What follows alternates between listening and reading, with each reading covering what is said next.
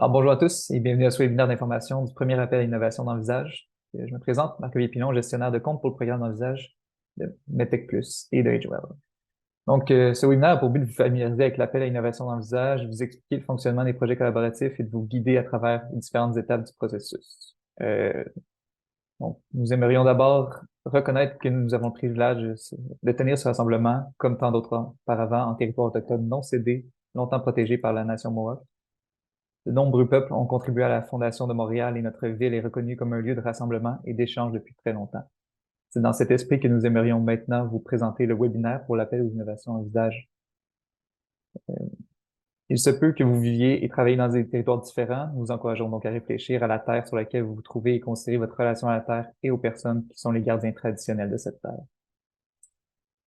Donc, si vous avez des questions, on vous inviterait à les poser directement dans la section Q&A dans la barre ci-dessous. Il y aura 2 temps de réponse aux questions durant le webinaire, un à mi-parcours et un à la fin du webinaire. Donc, n'hésitez pas à les écrire dès que la question se lève dans votre tête. Nous souhaitons vous inviter à participer au sondage dès maintenant afin de définir un peu mieux l'audience à laquelle je m'adresse. Et nous tenons aussi à vous rappeler que ce webinaire sera enregistré et accessible ultérieurement sur le site d'Envisage. Donc, tout ce qui va être dit ici et présenté ici vous sera partagé ou vous sera disponible par la suite.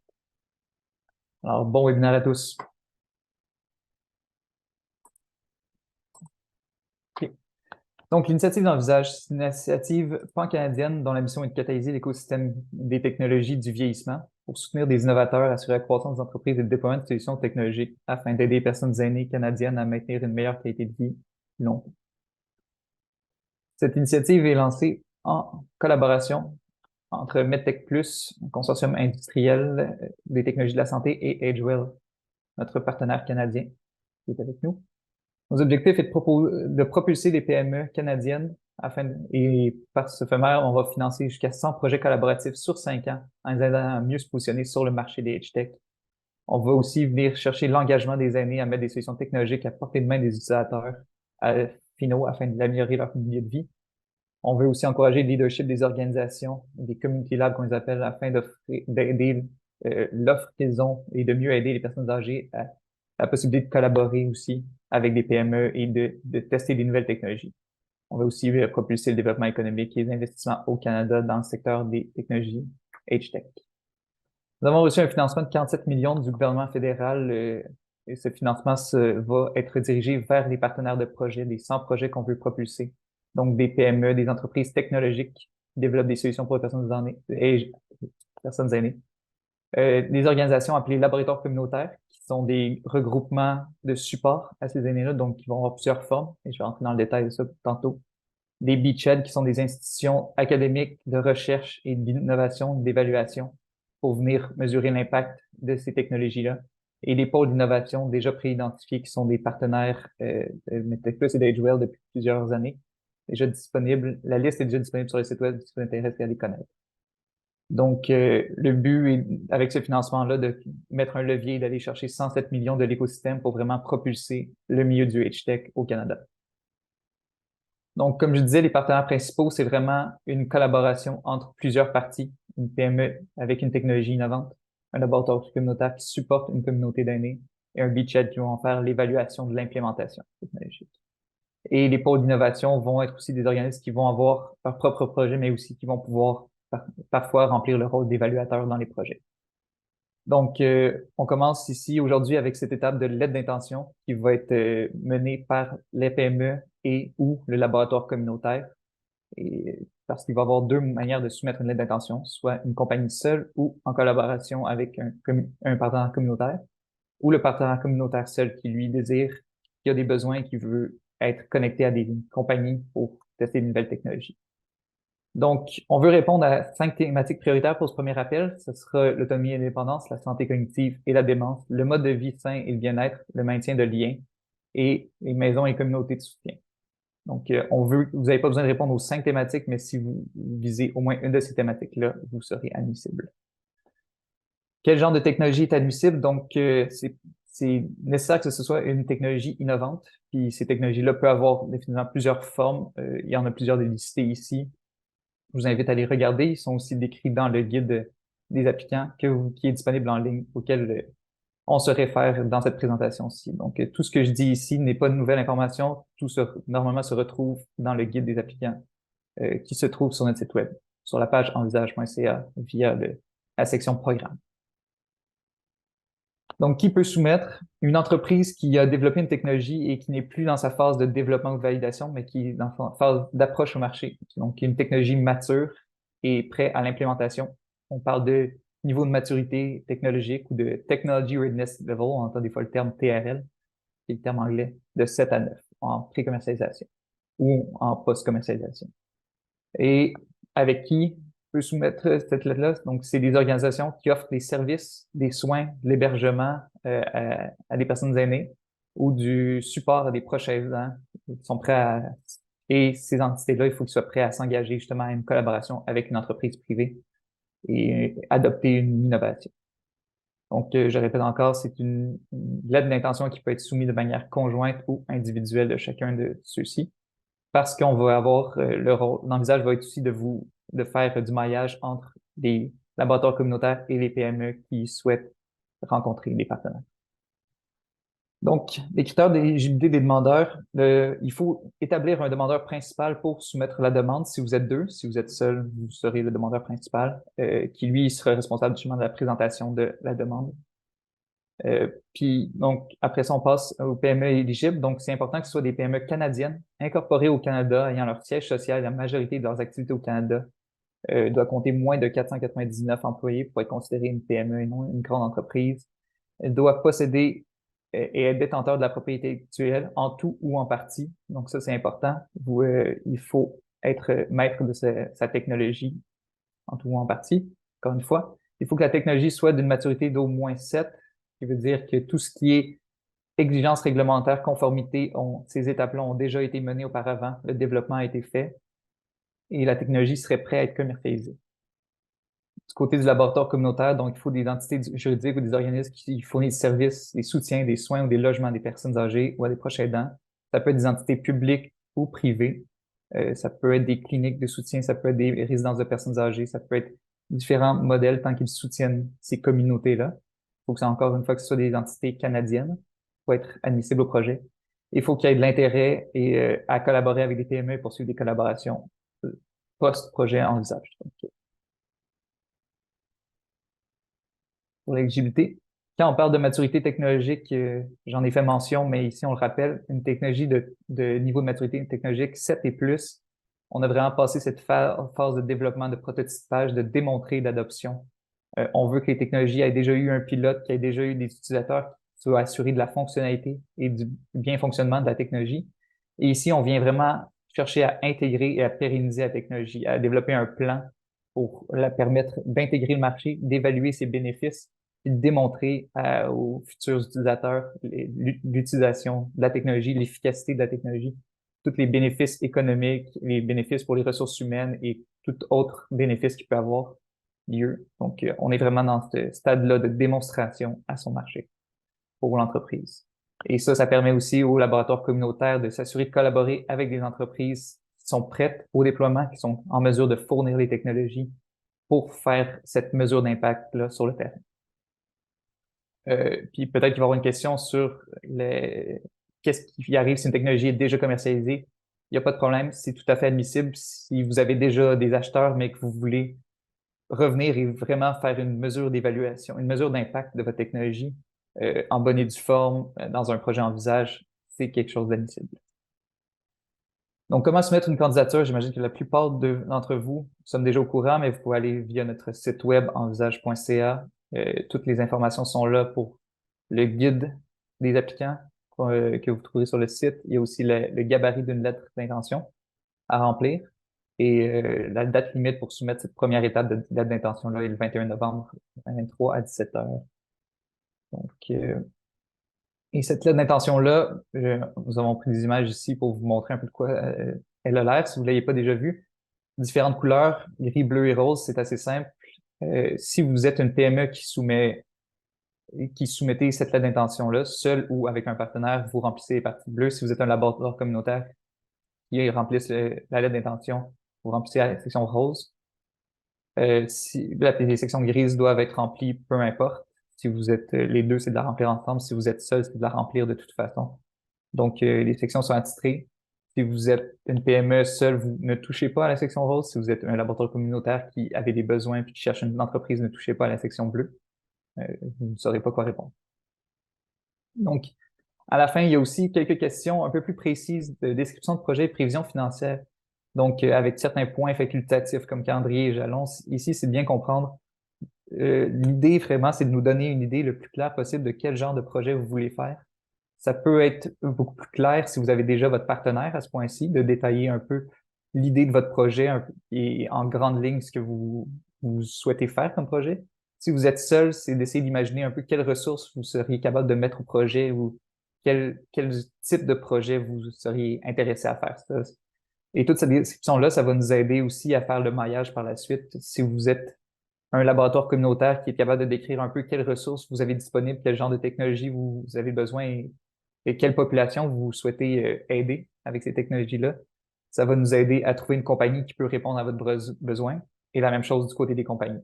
Plus vous êtes capable de décrire quel genre de projet vous voulez faire et quel genre de partenaire vous recherchez, mieux on va être capable de trouver un bon partenaire pour vous mailler ensemble.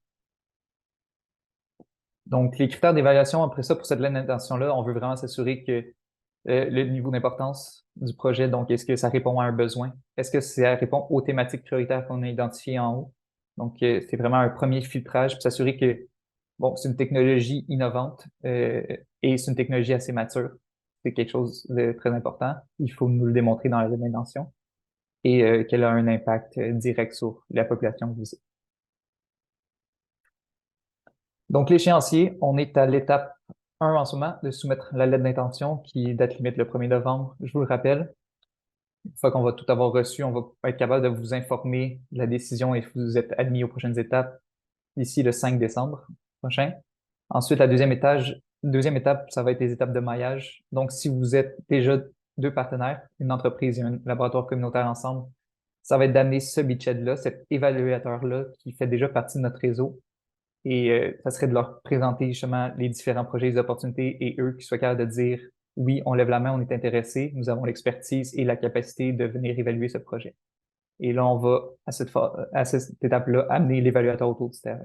Si vous n'avez pas déjà votre partenaire, c'est pendant ce temps-là que nous, on va essayer de faire du maillage entre vous pour essayer de créer des nouvelles synergies entre utilisateurs et entreprises technologiques. Et la première date de soumission va être le 6 février pour soumettre un énoncé de projet final détaillant du budget de projet, des différents livrables et du but du projet. Donc, vraiment plus en détail pour vous autoriser à passer devant un comité d'évaluation et ces comités-là, s'ils acceptent le projet, qu'on soit en mesure de rembourser vos dépenses liées au projet, donc de financer. Donc, on vise à peu près des projets de 12 à 18 mois. Il serait possible d'avoir des extensions spéciales pour des projets qui puissent aller jusqu'à 24 mois. Et dans ce temps-là, on parle pas juste du projet d'implantation, mais s'il y a du pré-projet, du post-projet, on veut tout inclure. Nous, on veut que la période puisse couvrir le plus possible de ce qui est pertinent pour le projet. Donc, il y a toujours quelques étapes avant et après l'implémentation chez le partenaire. Et ces étapes-là seraient comptées dans ce temps-là. Ça ne veut pas dire que votre technologie doit être en déploiement complet pendant 18 mois. Donc, la mesure d'impact, des fois, peut se faire en une durée plus courte. Donc, construire un projet collaboratif, en ce moment, à ce stade-ci, c'est vraiment de trouver votre partenaire, votre laboratoire communautaire, si vous êtes une entreprise ou votre entreprise ou votre technologie que vous voulez valider, si vous êtes un laboratoire communautaire, et de soumettre une lettre d'intention avec ce partenaire-là. Si vous êtes déjà en discussion avec un partenaire, mais les discussions prennent plus de temps que prévu, c'est possible qu'ils disent oui, mais le timing ne va pas avec le 21 novembre. Soumettez quand même une lettre d'intention seul, écrivez un peu le besoin et vous pouvez faire la mention justement qu'il y a déjà des discussions en cours avec d'autres partenaires. Nous, on va essayer de faire ce maillage-là, on va essayer de vous trouver le partenaire parfait pour votre technologie, mais c'est impossible de promettre un succès à 100%. Donc, on invite aussi toute personne étant encore à l'étape de chercher un partenaire de continuer cette recherche-là, même s'ils nous soumettent une lettre d'intention. Donc, si vous trouvez un partenaire, c'est une très bonne idée parce qu'on va avoir un nombre limité de lettres d'intention qui va venir de l'écosystème. On va pas être capable de trouver des partenaires parfaits à tout le monde. Donc, n'hésitez pas à poursuivre ces recherches-là de votre côté.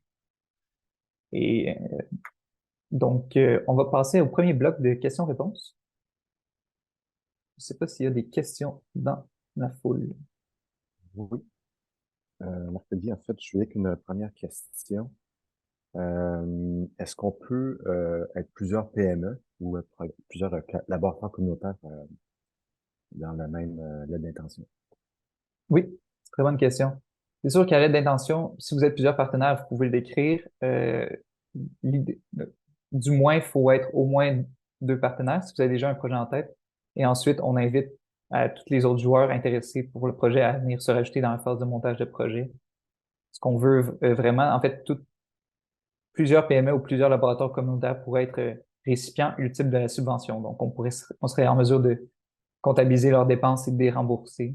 On ne limite pas à une seule entreprise. Si une entreprise veut collaborer avec plusieurs groupes de partenaires communautaires pour démontrer l'efficacité d'une technologie dans plusieurs milieux différents ou sur une plus grande population, c'est définitivement admissible. Un laboratoire communautaire voit une combinaison possible entre deux entreprises ou une collaboration possible justement entre ces deux technologies-là qui puissent amener une valeur ajoutée. Ça peut être une forme admissible pour un projet en virage. D'accord. Donc, autre question. Est-ce que c'est possible d'avoir plus de détails sur le rôle du beachhead? Oui, donc le beachhead, c'est ce sont des entités qui sont déjà préétablies par notre équipe d'envisage. Nous sommes en communication avec plusieurs d'entre eux, qui sont des groupes d'évaluation et d'expertise en géontologie et en adoption de technologie. Donc, ces groupes-là vont être capables de venir mettre un évaluateur sur le projet, mesurer les bénéfices, les impacts, être capable par l'entremise du projet de peut-être publier une étude de cas sur la technologie, sur l'implémentation, sur la bonne efficacité et la valeur ajoutée d'implémenter la technologie, et également de venir peut-être la forme la plus connue est un white paper comme vous l'appelez, euh, capable de venir faire cette évaluation-là, cette capacité de mesure pour l'entreprise, pour le laboratoire communautaire. Le but est de bénéficier de laboratoires communautaires sur la mesure de ce bénéfice-là sans qu'ils aillent eux-mêmes à avoir leur propre équipe d'innovation. Pour la compagnie, ça permet aussi d'avoir cette évaluation-là indépendante et cette étude de marché-là qui soit représentatif de où ils veulent commercialiser, faite justement par un groupe indépendant, donc qui a beaucoup plus de poids, surtout en approchant des nouveaux marchés, des nouvelles provinces ou des nouveaux pays par la suite, pour vraiment accélérer le déploiement et l'approche de nouveaux partenaires. Et ça nous permet aussi de communiquer à tous nos autres partenaires et groupes intéressés au suivi de l'écosystème d'envisage. Donc, ce qui est important ici, c'est qu'il y a des laboratoires communautaires, oui, ils veulent tester des technologies, mais ils veulent aussi voir ce qui se passe dans les autres laboratoires communautaires du réseau. Donc, ce qui se passe dans les autres provinces et différents autres groupes. Donc, il va y avoir ce partage des bénéfices mesurés.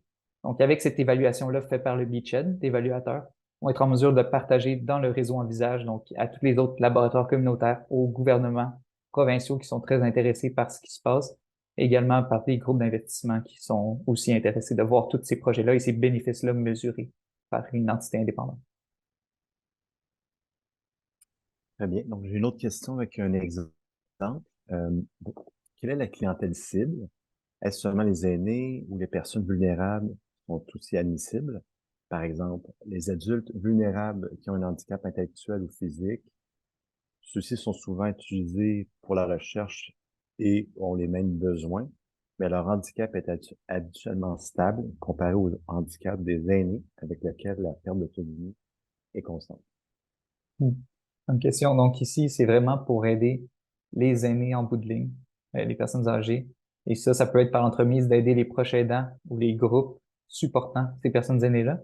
Donc, si vous aidez les ressources humaines d'une résidence et ces ressources humaines-là s'occupent d'une population d'aînés, donc il y a un gain qui va se faire ou un bénéfice pour les personnes aînées au bout de la ligne. Donc, c'est vraiment la population qui est ciblée par envisage. Parfait. On retourne au beachhead. Est-ce qu'on peut les connaître? Y a-t-il une liste des beachheads qui est dévoilée?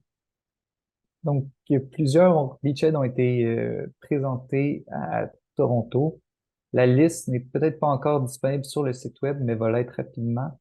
Et ils vont être disponibles en fond avant le 5 décembre, qui va être le moment où le maillage va commencer avec ces beachheads.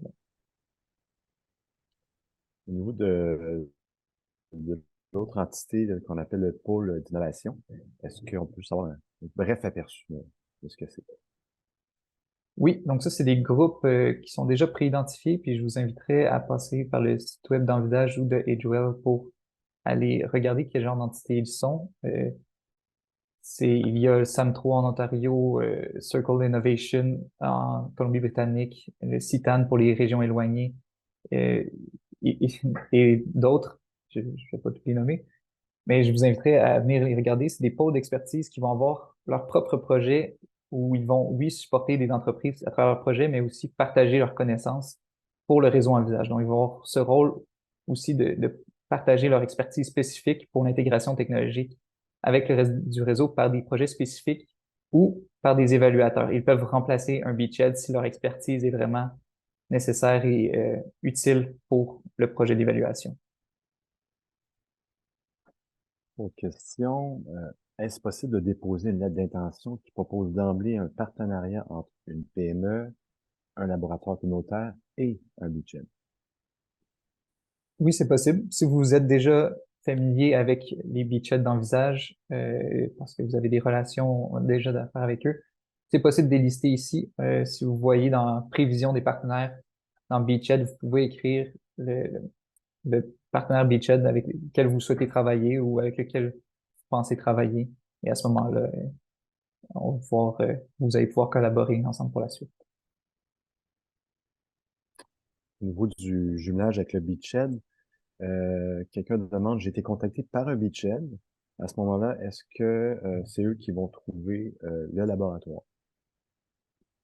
Non.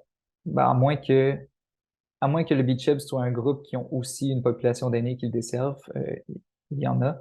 Mais normalement, il faut soit le trouver par vous-même ou soumettre une lettre d'intention en visage pour vous demander de l'aide à trouver ce laboratoire communautaire. Si le Beachhead, par collaboration en dehors d'Envisage, vous aide à trouver ce partenaire-là, tant mieux. Utilisez leur expertise, c'est souvent des gens très connectés et très connaisseurs du milieu, mais ce serait pas leur responsabilité de le faire. S'ils vous aident, tant mieux. Parfait. Une PME canadienne qui distribue une technologie en provenance des États-Unis, est-ce admissible?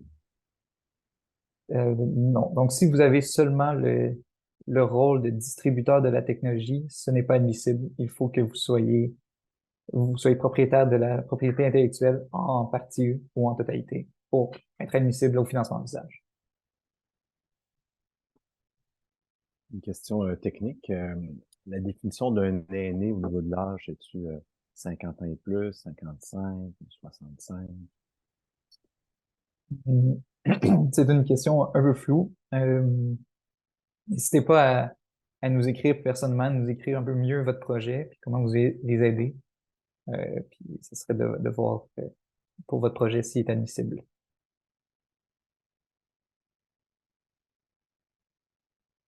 J'ai une question sur les dépenses admissibles, mais ça, je pense qu'on va en parler un petit peu plus loin, hein.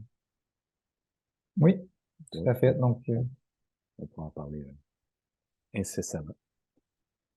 puis, Et dernière question, en fait, ben, est-ce qu'on a une idée pour la période de lancement du deuxième appel à candidature? non, donc, il n'y a pas encore de date de fixée pour le deuxième appel, mais elle va être au courant de l'année 2024. Et le but, c'est d'en faire au moins une par année pendant 5 ans. Très bien. C'est des questions qu'on avait pour l'instant, mais évidemment, n'hésitez pas à en ajouter sur le contenu qu'on vient de voir et éventuellement sur le prochain contenu qui sera présenté par Marc-Olivier. Super. Merci beaucoup, Yannick.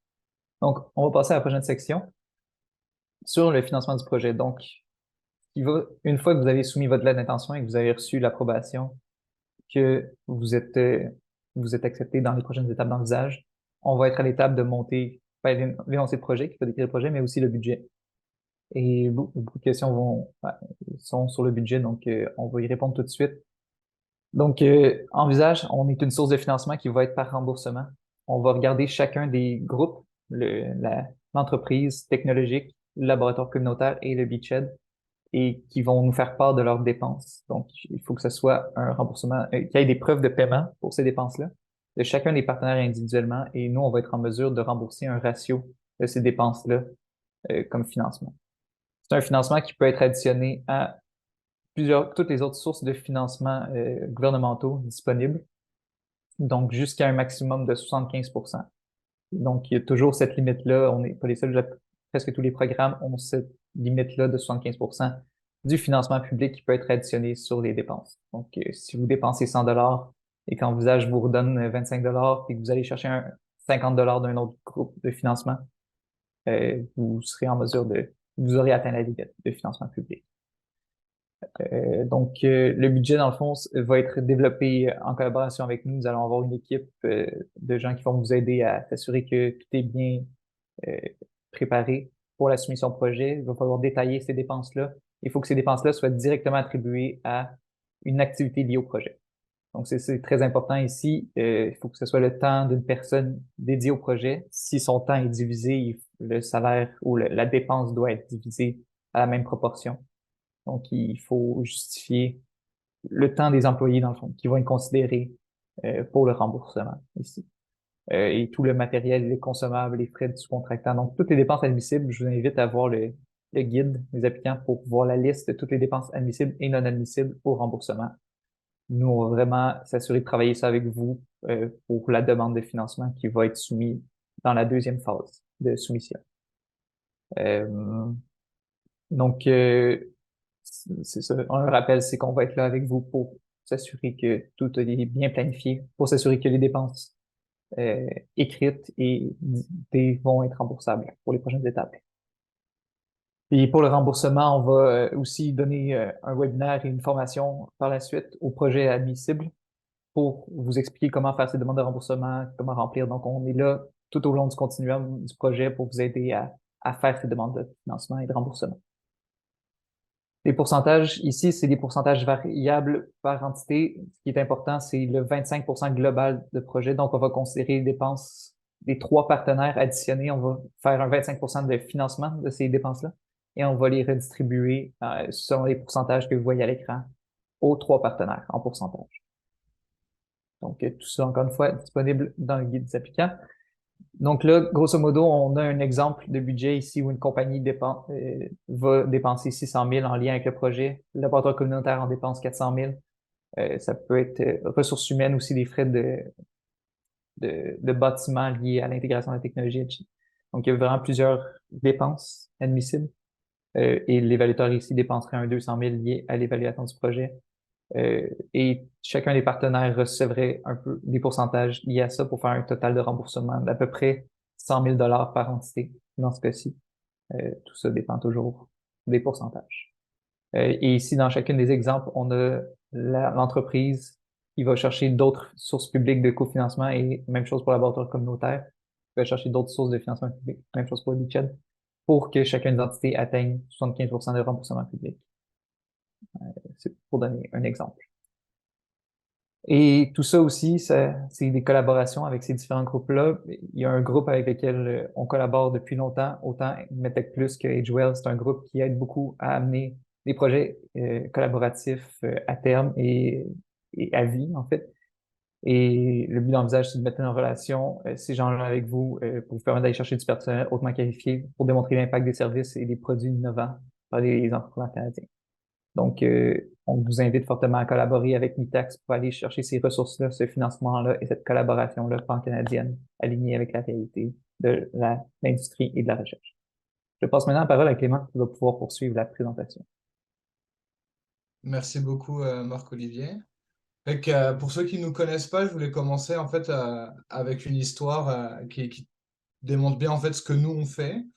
Donc c'est un projet qui est un Edge-Tech, là, c'est une entreprise de Toronto, une startup qui fait des robots pour aider les personnes âgées à vieillir en santé chez elles. Et c'est typiquement un exemple de compagnie qu'on a soutenu, donc on leur a trouvé, on les a connectés avec des experts de différentes universités, là, je ne redirai pas la liste qui est à l'écran, on leur a financé des projets avec plus d'une dizaine d'étudiants. Et, euh, et tous ces projets-là, toute cette innovation-là, qu'est-ce que ça a donné en pratique? ça a donné 3 générations de prototypes de robots, de la propriété intellectuelle et surtout donc, le lancement de leur premier projet commercial. Et ça, c'est quelque chose qu'on fait à travers tout le pays. Si le prochain slide s'affiche. Ouais, parfait. Et que c'est quelque chose qu'on fait à travers tout le pays. Moi, j'aime bien ce slide parce que ça démontre un peu tous les réseaux actifs de Mitax en ce moment au Canada. Donc évidemment, on a plus de 100 maintenant conseillers en innovation qu'on a à peu près dans tous les campus universitaires. Donc n'hésitez pas à solliciter vos conseillers Mitax. On est vraiment là pour vous aider, pour définir vos besoins puis travailler un peu au cas par cas. Plus de 5000 professeurs, plus de 5000 organismes partenaires. Ça fait à peu près 30 000 réseaux actifs. Puis si on va un peu dans les chiffres, je vois que sur le sondage, il y a quand même une bonne proportion d'entre vous qui sont des jeunes entreprises, des PME. À peu près 80% de nos 12 000 partenaires privés, c'est des PME, c'est des entreprises de moins de 50 employés même. Donc, c'est normal. Vous êtes la population qu'on aide le plus. C'est notre mandat au niveau du gouvernement fédéral et des provinces. On est là pour partir des besoins de nos partenaires, les mailler avec des experts universitaires, comme dans ce cas-là les Beachhead, mais d'autres également, et financer les projets de recherche. Puis vous voyez la croissance dans les dernières années.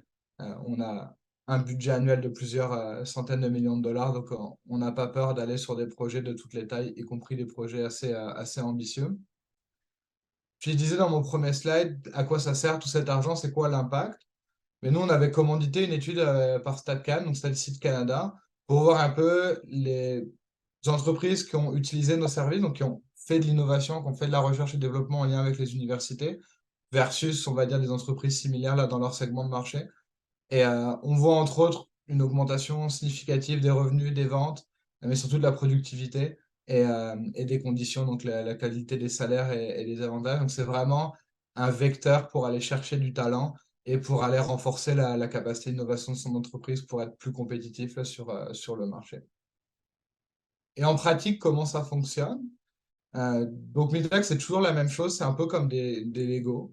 Ça marche par module de stage, donc c'est comme notre élément unitaire. Un module de stage, c'est un étudiant.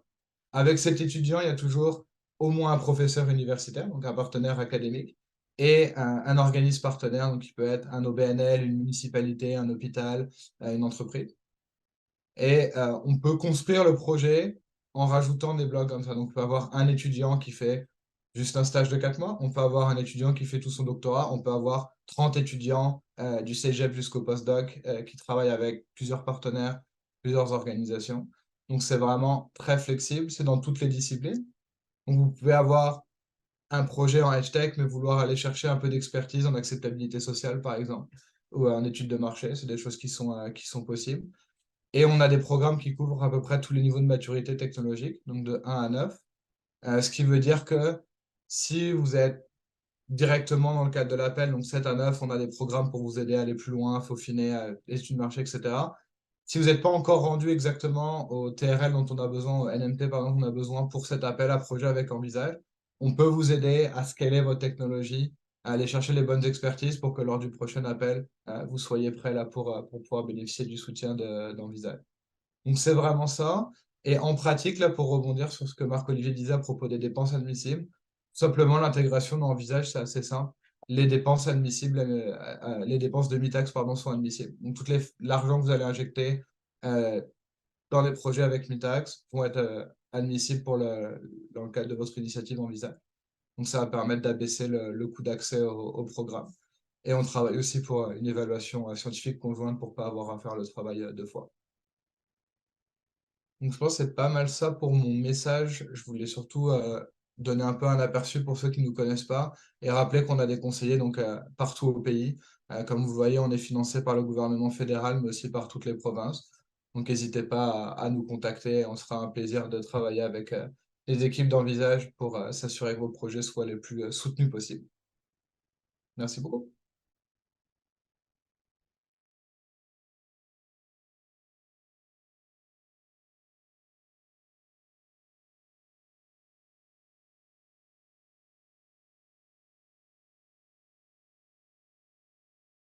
Puis en mute, Marc-Olivier. Merci beaucoup, Clément. C'est rattrapage. Donc, juste vous rappeler les prochaines étapes. Je vous invite à aller sur notre site web pour aller chercher tous les documents dont il a été mention aujourd'hui. Si vous avez des questions très précises, nous écrire à info@envisage.ca ou de me contacter en bas de la page. Il y a un lien pour séduire une rencontre avec moi. Donc, lisez bien le guide de candidature quand vous remplissez votre lettre d'intention pour assurer que vous êtes admissible et pour vous faire perdre votre temps. Et la date de limite pour soumettre est le 21 novembre qui s'en vient rapidement. Donc, merci d'avoir écouté ce webinaire. Nous passons maintenant à la deuxième section de Q&A, donc n'hésitez pas à mettre vos questions dans le chat. Oui, donc une première question. Pour le cumul des sources de financement, considérez-vous les aides remboursables et non remboursables de la même façon? Euh, donc, ça dépend toujours de la source, si la source est une source privée ou publique. Si c'est un investissement, par exemple, donc une source remboursable, elle serait considérée dans la partie privée de l'entreprise, qui doit être au minimum 25%. Si c'est une source non remboursable, c'est la plupart du temps, c'est une source publique de financement, donc c'est considéré dans la section publique. Mais peu importe le financement, normalement, tant que la dépense est admissible, puis vous restez en dessous de ce 75%-là, nous pouvons considérer les dépenses au remboursement d'usage. Très bien. Pourquoi le budget est inclus dans le montage financier du projet? Donc, l'évaluateur du projet vont avoir des, des dépenses définitivement en lien au projet parce qu'ils vont devoir mettre euh, un chercheur ou un expert sur le projet, peut-être avoir un étudiant qui l'accompagne, avoir des besoins de déplacement et les coûts, donc tout autre coût lié à l'évaluation, c'est lui qui va pouvoir le porter. Nous, on considère ces dépenses dans le total et on vient rembourser du financement pour lui. Très bien. Une question d'une PME pour la lettre d'intention. Au niveau des informations budgétaires à inscrire, quel est le niveau de précision exigé à ce stade-là du projet? Donc, c'est vraiment une lettre d'intention, c'est sûr. C'est rien d'engageant à 100%. C'est plus pour nous donner une idée à nous de quelle est l'ampleur du projet. Quelles sont quelles sont les ressources que vous seriez prêt à mettre au projet? Est-ce que vous vouliez avoir deux, trois personnes, un chargé de projet, une demi-ressource? Vous avez une sous-contractance liée au projet Envisage que vous voulez mettre. Donc, ces grandes lignes-là, si vous êtes capable de les connaître à ce point-ci, c'est vraiment pour nous aider, nous, à être capable de mieux collaborer avec vous par la suite, de mieux vous mettre en partenariat avec un bon budget. Donc, toute l'information de la lettre d'intention, c'est vraiment, le but, c'est vraiment de nous donner une bonne idée un ballpark, comme en bon français on dirait, pour savoir comment s'enligne votre projet. Très bien. Euh, un laboratoire communautaire doit-il remplir, qui est intéressé à acquérir une technologie, doit-il remplir la lettre d'intention? Excuse-moi, j'ai pas compris la fin de la question. Un laboratoire communautaire intéressé à participer à un usage, doit-il remplir une lettre d'intention? Oui, donc on invite le laboratoire communautaire à remplir la lettre d'intention, seulement la section rose et grise, pour dire en fait quel type de technologie ils aimeraient, quel type de compagnie et technologie ils aimeraient rencontrer. Donc le but, c'est d'intégrer ces technologies-là dans un milieu preneur. Si vous êtes un milieu preneur de cette technologie-là, mais que vous n'avez pas la technologie, il faut nous décrire quel genre de besoin vous avez. Et nous, on va vous aider à trouver un bon partenaire pour faire soumission en usage. Mais oui, il faut soumettre une note d'intention. Très bien. Une question assez technique. Pouvez-vous être considéré comme un accélérateur incubateur afin de permettre aux PME de recevoir un bon d'incubation du ministère de l'Économie, de l'Innovation et de l'Énergie de MEIE? Je vois ce que vous voulez dire. On a été supporteur de demandes de bons d'incubation. Euh, METEC Plus l'a été via le programme Accélération Innovation METEC Plus, AIM. Donc, si vous avez fait une séance ou les séances de coaching avec les coachs de ce programme-là, nous serons capables de supporter votre demande euh, vers les bons d'incubation. Sinon, non, on ne peut pas. Mais je crois que comment le bon fonctionne, la mémoire est bonne, c'est un remboursement de dépenses sur des frais de sous-contractant. Donc, si c'est des sous-contractants admissibles en visage, ils pourraient être remboursés en partie par le bon d'incubation et par notre financement en visage. Donc, ce serait possiblement additionnable. Très bien. Question là, d'une PME. Notre technologie est au niveau du prototype. Doit-on l'avoir testé avant d'appliquer en visage? Oui, très bonne question. Donc, si on revient à l'idée du niveau de maturité technologique, on veut que la technologie ait été développée et testée, pas juste en laboratoire, mais qu'il y ait déjà eu un pilote pour s'assurer de la bonne fonctionnalité de la technologie. Parce qu'on n'est plus au développement de la technologie ou à la modification de technologie selon les tests. On est vraiment à un déploiement commercial ou une intégration vraiment auprès des partenaires. Donc, il faut que la technologie soit assez mature, qu'elle ait déjà été testée auprès d'utilisateurs pour qu'elle soit assez mature pour faire un projet en usage. Si vous n'avez pas encore fait ces étapes-là, n'hésitez pas à aller voir les autres programmes de disponibles, comme de METEC Plus et d'Investissement Québec et autres qui se retrouvent, par exemple, au Québec ou au Canada, pour faire ces étapes-là et ensuite revenir en visage. Nous sommes là pour les 5 prochaines années. Nous allons avoir d'autres appels à l'innovation. Donc, assurez-vous d'avoir fait cette première étape-là pilote avant de faire un projet en visage. Merci. Alors, lorsqu'un CIUS ou un CIS veut déposer une lettre d'intention comme laboratoire communautaire, est-ce qu'une lettre d'appui de l'établissement, le PDG, doit être jointe à la lettre, en plus de la signature du formulaire? C'est une très bonne question. À cette étape-ci, c'est pas obligatoire, mais on recommande très fortement d'avoir l'aval de la haute direction, d'avoir leur signature à la lettre d'intention. Et on va s'assurer avec vous qu'ils soient expliqués parce que la lettre d'intention demande de lister les besoins nécessaires à l'organisation et de s'engager dans un projet. Et de toute façon, la haute direction va devoir être inclue à un moment ou à un autre. Donc, si c'est une question de timing, faites-le nous savoir, mais vous seriez admissible pour continuer la collaboration. Merci.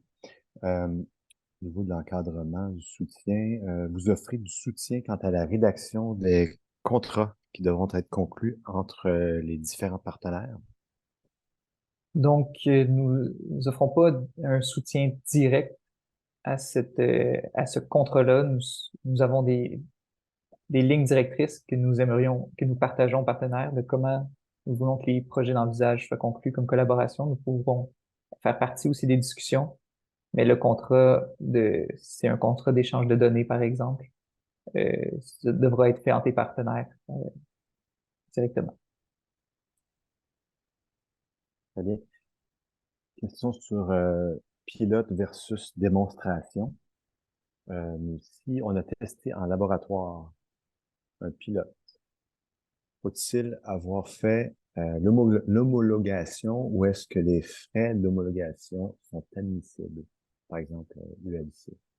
Non, donc c'est exactement très bonne question en fait. C'est vraiment ça qu'il faut. Il faut que vous ayez déjà fait votre pilote, que vous ayez pris vos mesures. Si vous êtes un dispositif médical, il faut que vous ayez déjà l'homologation Santé Canada ou les certifications requises. Ici, vous venez l'intégrer chez le partenaire commercial. Donc, on n'est plus à l'étape d'avoir les approbations. Il faut que vous soyez en mesure justement de faire cette intégration-là complète de la technologie. Euh, donc, non, on n'admet pas les frais d'homologation dans le programme en visage. On est l'étape qui suit.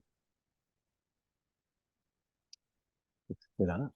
J'ai pas d'autres questions en ce moment dans la liste. Est-ce qu'il y a des gens qui auraient une dernière question? Encore le temps. Il nous reste du temps. Sinon, Marc-Olivier, je te passe la parole pour... Ah, une autre question. Est-ce qu'un programme, est-ce que le programme reviendra annuellement? Oui. Donc, oui, c'est le but du programme et ce sera pour les 5 prochaines années. Il va y avoir des appels à innovation. La date n'est pas encore établie, mais nous allons revenir en 2024 pour le prochain appel, pour les prochaines étapes. Encore une fois, j'invite les gens à poser leurs questions. Parfait. On est Et là on va attendre pour une ça. petite minute. S'il n'y a pas de questions d'ici là, euh, le webinaire va se terminer. Ah, Toujours disponible de nous rejoindre par le site web. autre question. Dans le cas où il y a plusieurs laboratoires communautaires, comment détermine-t-on celui qui sera porteur? Donc, si à l'étape 1, c'est peut-être de juste d'identifier tous ces laboratoires communautaires-là qui vont être partenaires. Euh, le but, en fait, c'est qu'il n'y ait pas un laboratoire communautaire porteur du projet en bout de ligne. En bout de ligne, ça sera chacun d'eux vont être admissibles comme récipients de subventions. Donc, chacun d'eux vont être capable de déclarer leurs dépenses et de recevoir le remboursement dans l'usage. Donc, il n'y aura, en bout de ligne, il n'y aura pas un porteur. Pour la lettre d'intention, c'est d'y aller avec ceux qui ont été confirmés leur soutien directement. Et dans les prochaines étapes, on va s'assurer que tout le monde est là et tout le monde euh, vienne participer à l'énoncé de projet, au rapport de dépenses, etc. Donc, chacun de ceux-ci vont pouvoir être partenaires à titre égal au projet. On attend toujours les dernières questions, si ne vous gênez pas. Peut-être faire savoir que si vous avez des questions dans les prochaines, peu importe, prochaines 24 heures, 48 heures, les prochains jours, vous les envoyez à info@envisage.ca, envie-d'union, envise-age.ca, et que ce soit pour nous, que ce soit pour Clément de Mitax, on va lui relayer les questions et vous aurez les réponses. Alors, moi, j'ai pas d'autres questions pour l'instant. OK. Alors, merci à tous pour être présents sur ce webinaire-là. Merci Clément de ta participation.